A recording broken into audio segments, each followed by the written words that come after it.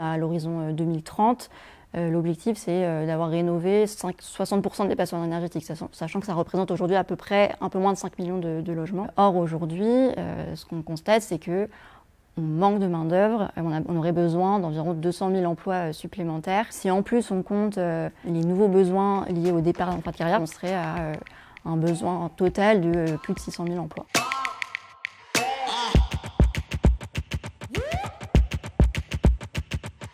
Bonjour, donc je m'appelle Alice Robinet, je suis donc chef de projet à France Stratégie et donc je travaille au quotidien sur les questions liées à la transition écologique et à l'adaptation au changement climatique.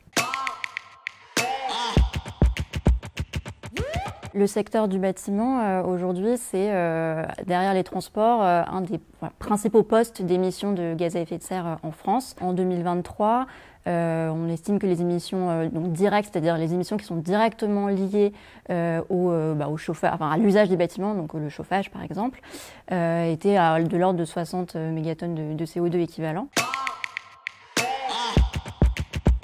Ça consiste à faire un certain nombre de travaux, d'une part des travaux d'isolation, des murs, du toit, des sols, enfin voilà, changer les fenêtres par exemple, et d'autre part ça peut être changer notre système de chauffage, par exemple passer d'une chaudière au fioul à une pompe à chaleur. Ça permet de contribuer à réduire les émissions nationales du pays, mais c'est avant tout un moyen de réduire sa facture énergétique, puisqu'un logement mieux isolé nécessite moins d'énergie pour, par exemple, chauffer son logement l'hiver.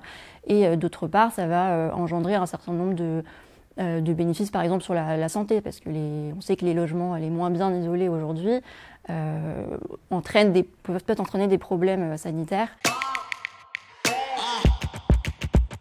Alors la stratégie nationale bas carbone, en fait, c'est la feuille de route de la France qui cadre en fait notre trajectoire de réduction des émissions de gaz à effet de serre, avec pour objectif final en 2050 d'atteindre ce qu'on appelle la neutralité carbone, donc des émissions nettes qui sont ramenées à zéro. Dans les objectifs intermédiaires qu'on se donne à l'horizon 2030, l'objectif c'est d'avoir rénové 60% des passoires énergétiques, sachant que ça représente aujourd'hui à peu près un peu moins de 5 millions de logements. La deuxième priorité c'est de changer les systèmes de chauffage les plus polluants, avec l'objectif d'en changer les 3/4 d'ici 2030. Il faut agir des deux côtés, c'est-à-dire à la fois du côté de l'offre de rénovation et de la demande de rénovation. Du côté de la demande de rénovation, on a besoin en fait, de mettre de l'argent. On estime que les besoins d'investissement à mener à la fois par les ménages et les entreprises se situent entre 20 et 30 milliards d'euros par an de plus d'ici 2030 par rapport à aujourd'hui. Et donc ça implique d'inciter les ménages, les entreprises à mettre en œuvre des travaux de rénovation énergétique. Du côté de l'offre, ça implique d'avoir assez de bras, assez de cerveau pour réaliser ces rénovations. Or aujourd'hui, ce qu'on constate, c'est que on manque de main-d'œuvre, en particulier sur la région Île-de-France et la région Auvergne-Rhône-Alpes. Et donc c'est dans ces régions que devraient se concentrer le plus de besoins de création d'emplois. Mais en fait, toutes les régions sont concernées et font face à un manque de main-d'œuvre. On aurait besoin d'environ 200 000 emplois supplémentaires. Si en plus on compte les nouveaux besoins liés au départ en fin de carrière, on serait à un besoin total de plus de 600 000 emplois.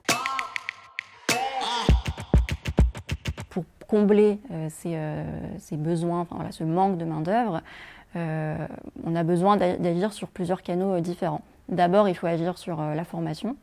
On a besoin d'ouvrir des formations, mais aussi de les adapter, d'adapter en fait les compétences des artisans de tous les métiers du bâtiment, qui ne sont pas forcément formés aux techniques nécessaires pour pour faire de la rénovation énergétique. On peut aussi s'appuyer sur des reconversions professionnelles, notamment issues des secteurs qui vont être impactés par la transition écologique, donc les secteurs les plus émetteurs en carbone. Cette main-d'œuvre-là pourrait se reporter sur le secteur de la rénovation énergétique. Et donc l'autre enjeu, c'est effectivement de rendre plus attractifs les métiers du bâtiment. C'est souvent des métiers dont les contrats sont relativement précaires, donc beaucoup de CDD, d'intérim, etc. Donc ça peut déjà passer par se tourner vers des contrats un peu plus pérennes. Et c'est aussi adapter le secteur aux enjeux, notamment liés au réchauffement climatique. C'est des métiers qui sont très exposés aux effets du réchauffement climatique, parce que voilà, c'est des métiers qui sont beaucoup en extérieur, enfin des métiers très physiques, donc en cas de forte chaleur, ça peut être des métiers qui sont compliqués à exercer, et donc voilà, ça peut être aussi prendre en compte ces facteurs-là pour adapter finalement les périodes de la journée dans lesquelles il faut travailler. Il peut y avoir une compensation aussi par les salaires, etc., pour compenser la pénibilité du travail. C'est déjà de prendre du retard sur nos objectifs globaux de réduction des émissions, et donc minimiser nos chances de limiter le réchauffement climatique à la fin du siècle. Ça a aussi des impacts directement sur les occupants des logements, des bâtiments, qui continueront à être de plus en plus exposés aux effets du changement climatique, notamment les vagues de chaleur. Et donc c'est aussi pour ça qu'on a besoin de massifier ces rénovations de ces logements.